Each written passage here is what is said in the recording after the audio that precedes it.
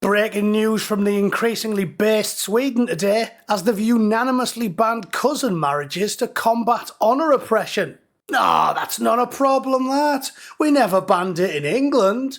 And, we've just had, acid in the face and gibbering, toothless mutants with webbed feet walking through the streets everywhere you go. I mean, it's fine, isn't it? I'm sure there isn't any evidence for bigger problems than honour oppression, is there? I read something on the BBC. I'm sure this is all not nonsense, right? Worrying new data across Europe and in the UK that the children of first cousins are more likely to experience a wide array of health problems.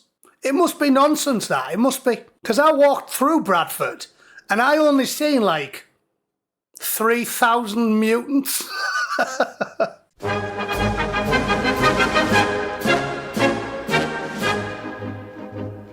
Right, I'm not going to the BBC for this. I'm starting to read the news directly off X because they're much more reliable and trustworthy than any of the mainstream media outlets. So I'll just give you the Cliff Notes version via X. Sweden's Riksdag passed a ban on first cousin marriages and certain other close relative unions on Tuesday, effective July 1st, 2026. Honestly, we should all cringe with shame that it's took till 2026 to ban a practice that everybody who's ever had a primary school level of education, I'm pretty sure I asked my teacher when I was about 10, why is it a problem when the royal family used to marry each other? Probably telling us about Philip of Spain or something. And she said, there can be birth defects and health problems if you let closely related people get married, son. And I went, there you go. Interesting. We've known this for 1,000 years.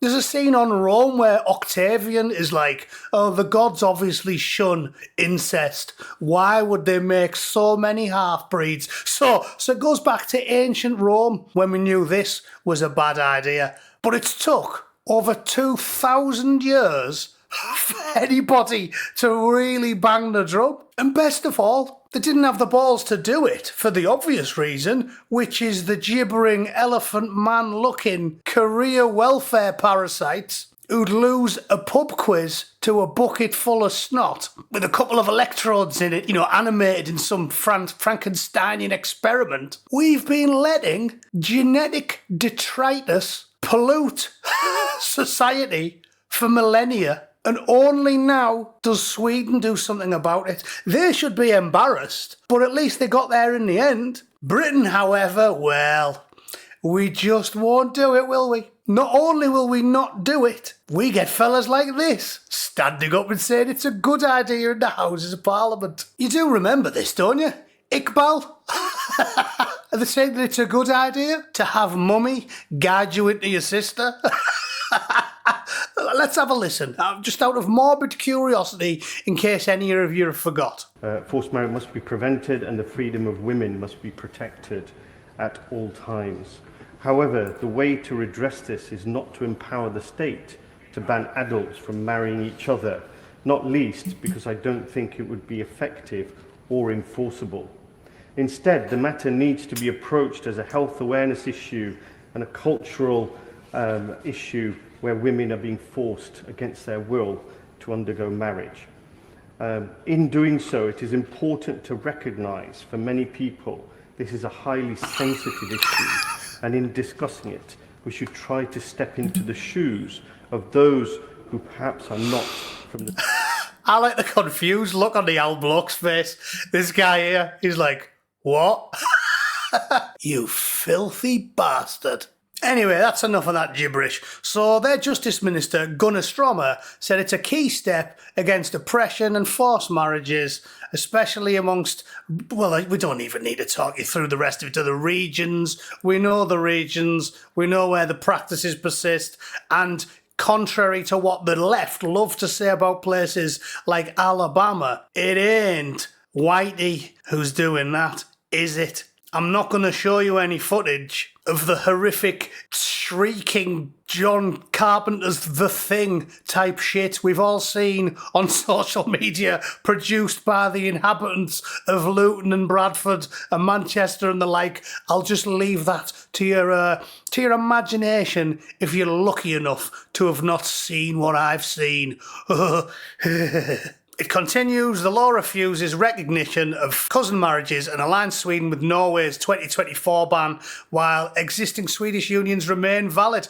Officials emphasise preventing coercion over genetic risks, reflecting broad consensus after years of bit. So it's still a little bit milquetoast. It's a little bit milquetoast. The more worried about the oppression of the beautiful, dusky, much more important than the blonde-haired, blue-eyed people from the Scandinavian nations, the dusky ladies of the East. They're much more concerned about their health and well-being than they are in doing the right thing. Because I'll end on that. I've got a source for you. I always bring me receipts. This is from 26th of February 2025. It's not an old story. We've got new evidence because it's the modern era. For Christ's sake, we knew this 2,000 years ago.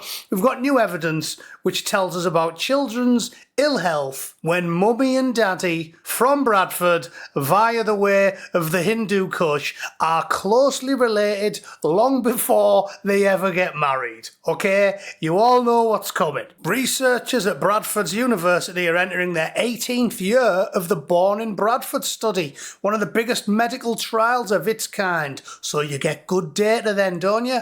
Between 2007 and 2010, researchers recruited more than 13,000 babies in the city and then followed them closely from childhood into adolescence. More than 1 in 6 children in the study have parents who are first cousins, mostly from, you guessed it, Brad Alabad's Puma Tracky community, making it among the world's most valuable studies of the health impacts of diddling the DNA of your direct descendants. I'm good at alliteration, aren't I? I should have been a rapper. And in data published in the last few months and analysed in an upcoming episode of BBC Radio 4's Born in Bradders series, the researchers found that first cousin parentage may have wider consequences than previously thought. Well, not for this call sign, because I'm not a f***ing idiot and I listened in school, so not surprising me, but please, clever elites who tell us all what to think, please enlighten the bricklayers and the scaffolders and the plumbers and the bus drivers who've known for 2,000 years that you're definitely not supposed to smash your cousin's back doors in. All right, come on. Hit me with the good stuff. The most obvious way that a pair of blood-related parents might increase health risks for a child is through a recessive disorder like cystic fibrosis or sickle cell disease. According to the classic theory of genetics, if both parents carry a recessive gene, there's a 1 in 4 chance the child will inherit the condition. And when parents are cousins, they're more likely to both be carriers. A child of first cousins carries a 6% chance of inheriting a recessive disorder compared to 3%, so twice as likely. But the Bradford study took a much broader view and it sheds fresh light. The researchers weren't just looking at whether a child had been diagnosed with a recessive disorder. Instead, they studied dozens of data points, observing everything from the children's speech and language development to their frequency of healthcare to the performance at school. Then they used a mathematical model to try and eliminate the impact of poverty and parental education, so they're doing the best. They're doing the very, very best to try and make the Pumas look good. But are they going to succeed? Is it possible to fudge the numbers when you're dealing with hard science like this? No, it isn't. Unfortunately for the BBC and the Guardian journalists, who want to insist that everything foreign's brilliant, even if you're rattling your relatives. These children are likely to experience worse outcomes. Probability of reaching a good stage of development, lower. Probability of having speech and language difficulties, higher. Average number of primary care appointments per year, higher. And they said even after they'd tried to fudge the numbers as best they possibly could, a child of first cousins had an 11% probability of being a bit of a quit. So there you go, lads and lasses. I'll not labour the point. If you want to read the whole story, you can do. I'll put a link down in the description for you. But suffice it to say, these numbers are cringe and embarrassing for all civilised Europeans. It doesn't really surprise people like me though, because like I've told you, if you'll sign off on allowing them to diddle children for 30 years and you won't do anything about it, there is nothing you won't allow them to do. They can detonate a nuclear bomb in Europe, and the very next day we'll be playing Imagine on a piano and saying, yeah, 4 million people died, but what about racism? And yes, it turns out you can know for 2,000 years that it's not a good idea to have children with webbed feet looking like sloth. But instead of wearing a nice Superman t-shirt and having a jolly demeanour, he's, more likely to blow himself up on a crowded bus or at a pop concert. Brilliant news. I hope you enjoyed that. Please let me know if you disagree down below and you definitely think Philip of Spain could have been Isaac Newton. If only he got free milk at school. Yeah, if only we prepared for normalised outcomes and made sure that we taxed the rich more, Philip wouldn't have been a gibbering simpleton. No, he'd have been another Edmund Halley or Michael Faraday. Of course he would. Makes loads of sense.